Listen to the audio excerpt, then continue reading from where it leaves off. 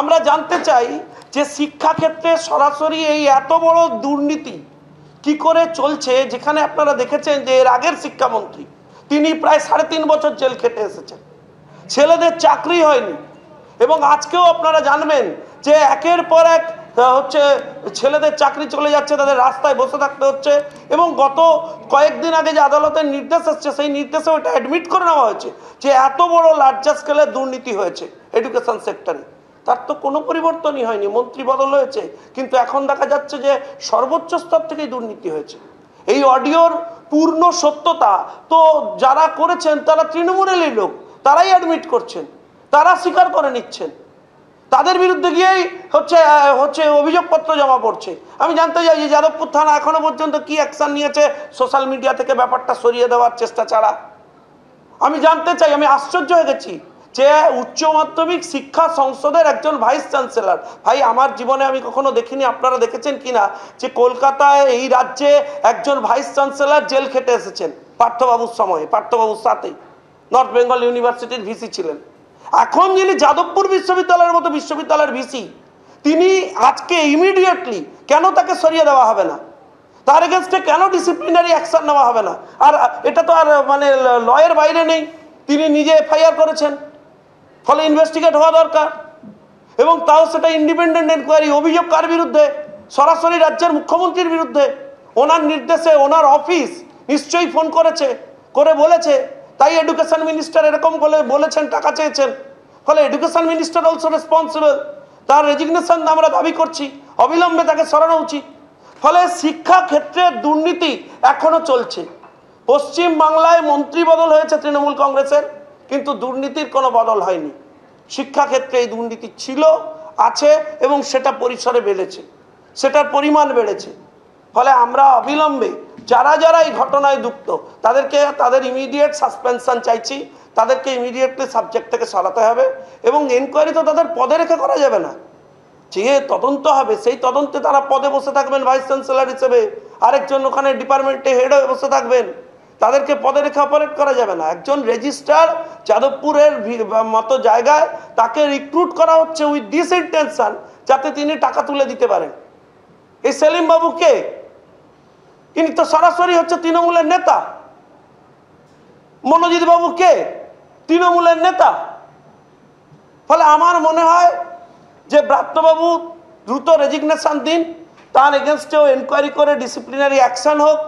আর তা না হলে যিনি এই সমস্ত কিছুর মাথা, তার রেজিগনেশন দিয়ে দেওয়া উচিত। আমি আবার একবার আপনাদের শুনতে বলবো, কারণ ঘটনাটা এবার আপনাদের কাছে স্পষ্ট হয়েছে কিছুটা, তাই আরেকবার অডিওটা শোনাবো। এই অডিওটা মন দিয়ে শুনুন।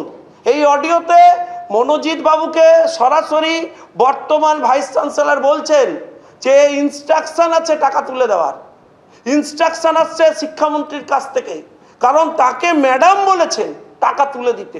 সি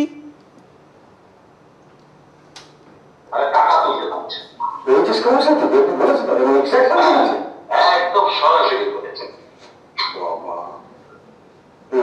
সব বলো যে এই জিনিস বলা হয় বুঝতে পারছেন না কাউন্সিল থেকে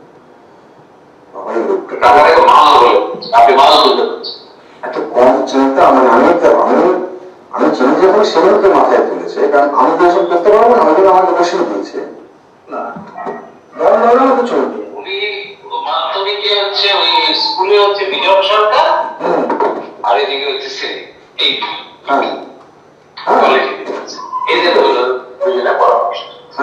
কেমন স্টেট থেকে দুটোকে পুরো মাইনাস করে দিচ্ছে। স্বাভাবিক, সেটা তো ওপেন হিসেবে স্বীকার করছিল না, ওপেনলি তো বলছে অভিষেক ব্যানার্জি আমার নেতা, তাই না? এই ব্যাপারটা কি বলেছে? আমার ম্যাডাম ফোন করেছে, ম্যাডাম ম্যাডাম তো করবেন না, ম্যাডামের অফিস একদম বাজে কথা। আমি তোমাকে বলছি দল এবং সরকার, আসল যে সরকার, তারা কখনোই চায় না শিক্ষা দপ্তরে আইরকম নোংরামি হোক। আমি তোমাকে আরো একদম টপ মোস্টের কাছে আমি অ্যাপয়েন্টমেন্ট, সেটা অলরেডি কথা হয়ে আছে, নিশ্চয়ই সেটা বুঝতে পারছো। কিন্তু কনভোকেশনের আগে যদি এসব দেখা করো তখন আবার ওই বুড়োটা আমার বেরিয়ে যেতে পারে, বুঝতে পারছো তো? আর এক্ষেত্রে এটা পুরো ক্লিয়ার প্ল্যান হয়েছে যে ওই সেদিনকে ঢুকিয়ে এখান থেকে টাকা তুলবে, রিক্রুটমেন্ট করে এখান থেকে টাকা তুলবে, এটা পুরো ক্লিয়ার প্ল্যান। সেটা নিশ্চয়ই দলের কাছে খবর আছে। আর তুমি আবার এই কারণে তোমাকে সিএম নামে ফোন করে তুমি পরিষ্কার এটা বিশ্বাস করো না, আমি তোমাকে বলছি। কারণ আমরা জানি সিএম কখনোই এরকম বলবে, এরপর এত ছোট ব্যাপারে সে কখনোই না করে, অসম্ভব করতে পারে। পরিষ্কার বলে দিয়েছে বিকাশ ভবন করবে না এবার, কারণ হচ্ছে তখন হচ্ছে পার্মানেন্ট ভিসি ছিল না বলে ওটা বিকাশ ভবন করছে। আজকে চন্দন এইটুকু পরিষ্কার বলে দিয়েছে এখন আপনি পার্মানেন্ট ভিসি, আপনি অর্ডার ইস্যু করবেন না। আর এটা শুনো, ও সব জায়গায় এই কাজটা করছে আমাদের মানিকি, কিন্তু এটা ঠিক করছে না, সেটা বাকি দলও কিন্তু জানে। কারণ সব জায়গায় সেলিমকে ঢোকাচ্ছে। পর্যন্ত বলছেন, আমি চন্দন টুটুর সাথে কথা বললাম, উনি চন্দন টুটু খুব বিরক্ত হলেন বলে সব জায়গায় কেন সেলিমকে ঢোকাচ্ছে। কেন করতে হবে? অফিসার সেলিম হবে, সেলিম হবে, সেলিম আসলে ওনাকে সাংঘাতিক ভাবে বুঝিয়েছে যে বলবো। হ্যাঁ, তোমার সাথে ফোন করে বলেছে। হ্যাঁ, ডাইরেক্ট ফোনে হোয়াটসঅ্যাপ করে। হ্যাঁ, কি বলে ফোন করে কি বলে যে ওকে করতে হবে, ওকে করতে হবে।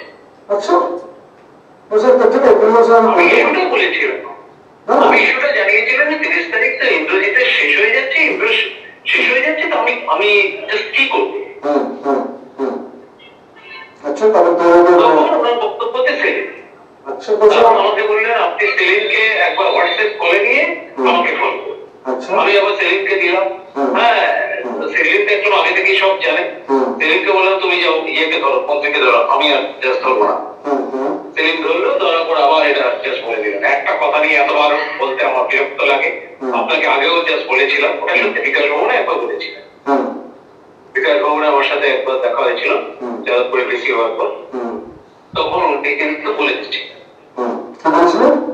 সেলিমকে, আমি অতটা গুরুত্ব দেয় যে সেলিমকে অ্যাক্টিং রেজিস্টার, তারপর ওটা সেলিম অ্যাক্টিং রেজিস্টার হবে, সেলিম রেজিস্টার পোস্টে অ্যাপ্লাই করবে না, ওটি নার্স হবে মেন সিলেকশন।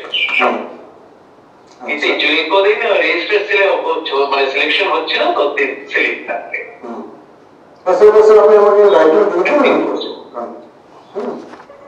আর এটা মন্ত্রীকে বলা যায় নাকি গোষ্ঠী, এই দুটোর মধ্যে আমি কার কথা শুন। এবিপি আনন্দ এগিয়ে থাকে, এগিয়ে রাখে।